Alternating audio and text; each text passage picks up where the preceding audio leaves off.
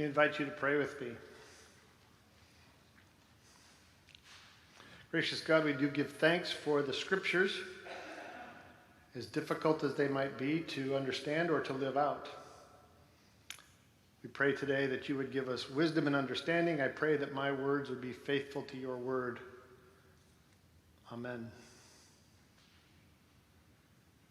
Be perfect, our text for today concludes, as your Father in heaven is perfect. Wow. Talk about a high bar.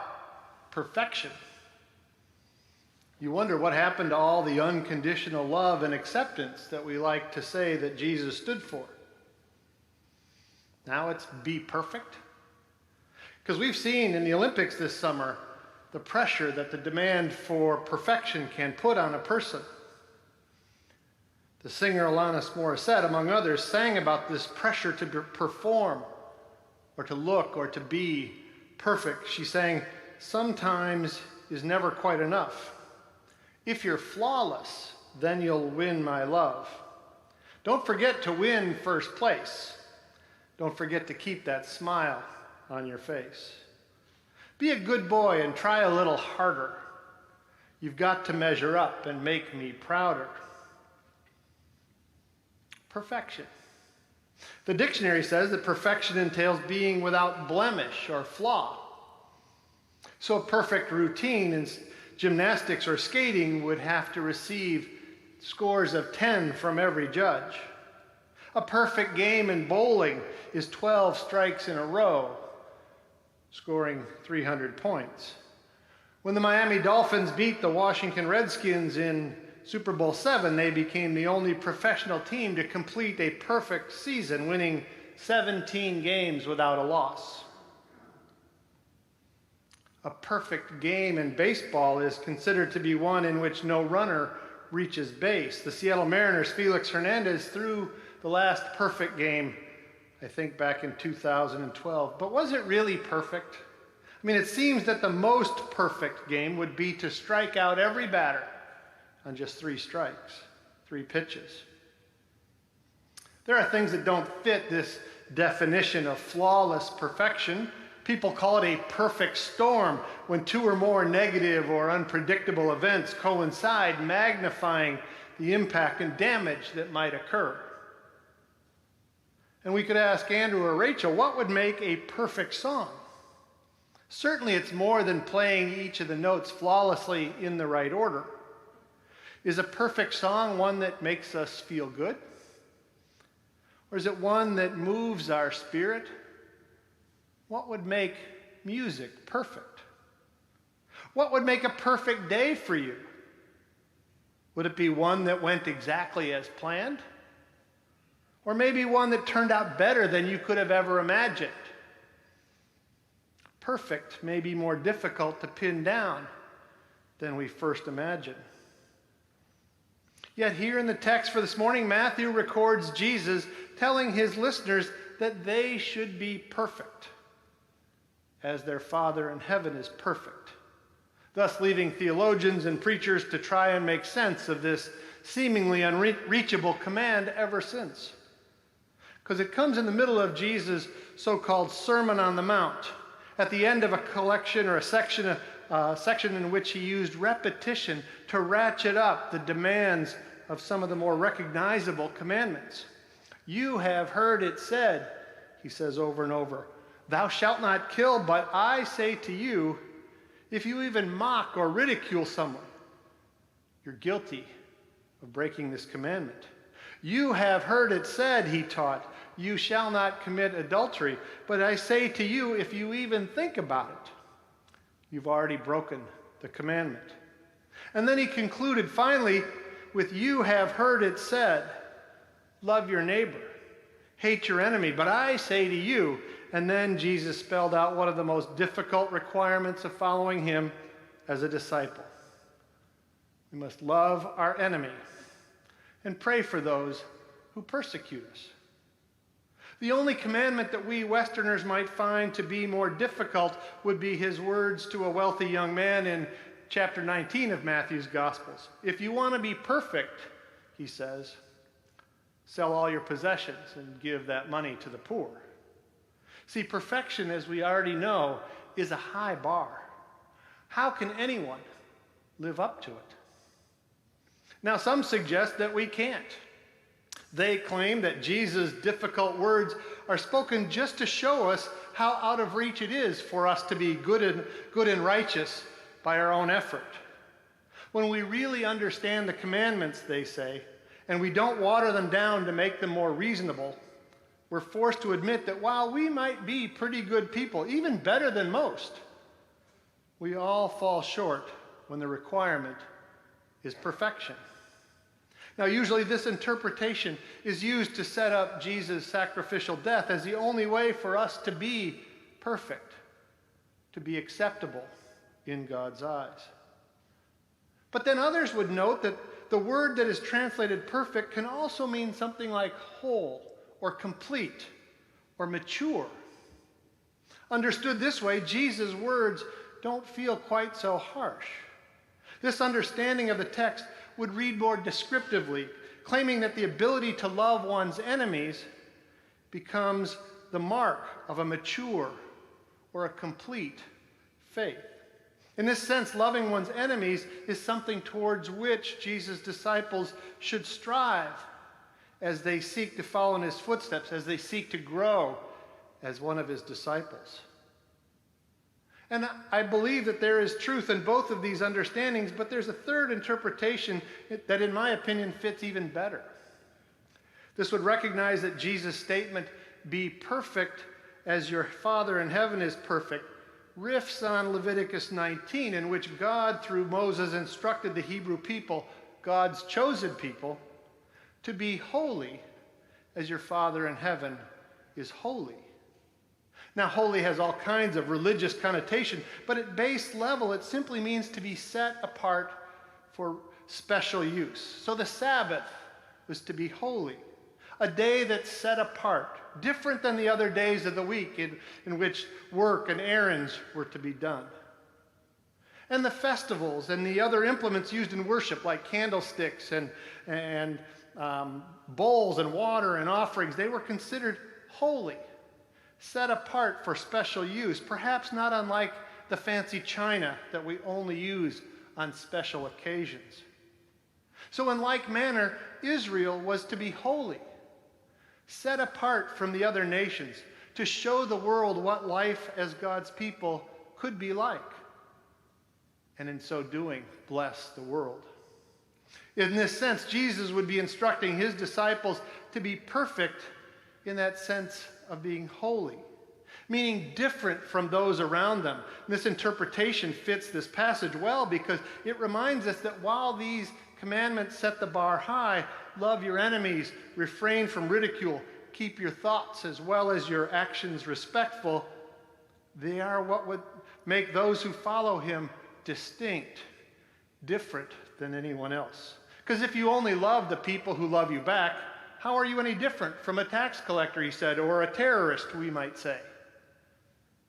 Even they would do that. If you mock people who are different from you, everyone does that. Both Democrats and Republicans do that. God's people are chosen to be different, to be an example, to show the world what God's love is like by living it in our everyday world. And that's what makes us holy, distinct, different, dare we say perfect. Of course, it's also what makes following Jesus so challenging in this world filled with anger and division. It's ironic, isn't it? In order to be perfect in Jesus' eyes, we're asked to love the very people who we view as less than perfect, maybe even the opposite of perfect. Because, Jesus says, that's what God does by making the sun to shine on those we consider good or bad alike. The rain God sends water the crops for the good and the evil alike without distinction. When the weather is good enough for me to play golf or to paddle my kayak or to go on a picnic, God has given that same beautiful day to those who maybe don't deserve it near as much as I think I do. Being perfect in God's eyes requires extending that same grace that we have received even to those we might consider to be an enemy. Back in 1993, 16-year-old Oshea Israel, he got into a fight. In the course of that fight, he shot and killed Laramian Bird, the only son of Mary Johnson. Mary, Bird's mother, made repeated attempts to visit Oshea. Finally, not long before he released, not knowing what to expect, Oshea relented, agreed to meet with his victim's mother. I don't know the exact words that were exchanged in that meeting, but Mary said later that in the course of their conversation, Oshea became human to her. He was no longer just her son's killer, but a human being. And so began a relationship that over time has culminated in Oshea's moving in next door to Mary, becoming like a son to her. I don't get to see my own son graduate, she said, but you're going to go to college. I'll see you graduate. For his part, that forgiveness and love that he has received from Mary is almost overwhelming. I sometimes don't know how to accept it, Oshea says. Mary Johnson, who has not only forgiven her son's murderer, but loves him and has an ongoing relationship with him, is holy. Not in some hyper-religious walk around with a halo sense, but in the sense of being different, set apart, a blessing to others in a way that heals them and makes them better people, different enough to make the national news. What if all of God's people were like Mary, loving their enemy and extending to them the grace that God has given us all? Maybe then our world would truly be holy. In a few minutes, we're going to pray the Lord's Prayer, in which we will say, "Thy will be done on earth." So I'm going to go ahead with the assumption that we actually mean it, and we do want God's will to be done on earth. We do want to follow Jesus' way of living. We do want to love our enemies, even though that will be at least as difficult as pitching a perfect game. So here are a few random thoughts on how we might approach that. First, I think we need to get to know our enemies. And this can be a difficult task because enemies can be as diffuse as a multinational corporation. They can be as distant as the Taliban. They could be that whack job across the political aisle who's trying to ruin our country. They can be as close as that goofball across the street who's always reporting us for violations of the HOA. Conflict often leads us to assume motives, believing that guy or those people, they just have it out for me. Or to attribute a character defect. Well, she's just nuts. He's just evil. Or to view people as a category rather than a person. That's the problem with, and you can insert any number of labels here, that's the problem with liberals, immigrants, anti-vaxxers, homeless, the elite. The list goes on and on. We can't love someone that we don't know. These labels hide the person. They detract from our ability to know them and to love them. One of the statements I live by, and I think I've said this before, comes from the University of Chicago psychologist Bruno Bettelheim, who claimed that most people are doing the best they can given the circumstances they think they're in. Most people are doing the best they can given the circumstances they think they're in. This helps me to believe that most all of those people that I have labeled enemy aren't simply evil or crazy or stupid, but in fact are living in what they believe and maybe are very different circumstances than me, giving them a different perspective than me, and in a different worldview than mine. Now, I don't have to accept their worldview, but I can recognize that they are a human being just like me, who's trying their best just like I am, to do what's best for their family just like me. If I can get to know them, however difficult that might be, I may discover that there is, in fact, more that unites us than separates us. A second strategy is for us to reflect and to recognize the grace that has been extended to us. Because I think we have a tendency to believe that we have earned our way while others seem to want a break or got a break or want a handout. But honestly, none of us make it completely on our own merit, our own work. All of us are beneficiaries of some opportunity, some gifts, some loving support along the way. We're fooling ourselves if we think otherwise. When we recognize the grace that we have received along the way, the love that has been extended to us, whether that's by God or by someone who knowingly or unknowingly has acted in God's name, we might be more able to offer love to another.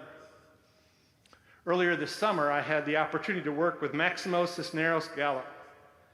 He and the good people from Mercy Home Ministries in Costa Rica.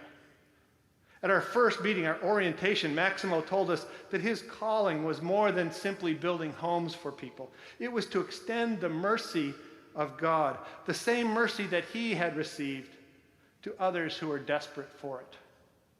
Unlike other organizations with whom he had worked, the recipients of these homes were not expected to work on them or to earn them.